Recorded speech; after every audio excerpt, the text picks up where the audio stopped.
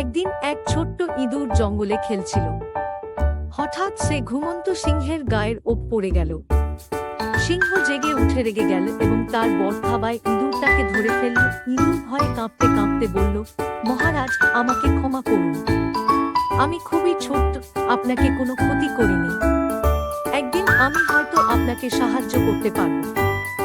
সিংহ হেসে বলল, তুমি এক ছোট, আমার কি সাহায্য করবে?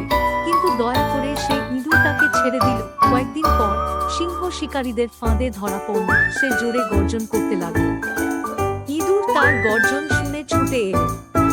সে নিজের ধারালো দাঁত দিয়ে ফাঁদের দড়ি কাটতে লাগল। কিছুক্ষণ পর সিংহ মুক্ত হল। সিংহ কৃতজ্ঞ হয়ে বলল, তুমি তো সত্যিই বড় উপকার করলে। আমি ভুল বুঝেছিলাম। শিক্ষা: কেউ ছোট বলে তাকে অবহেলা করা উচিত নয়। সবার মধ্যেই কোনো না কোনো গুণ থাকে।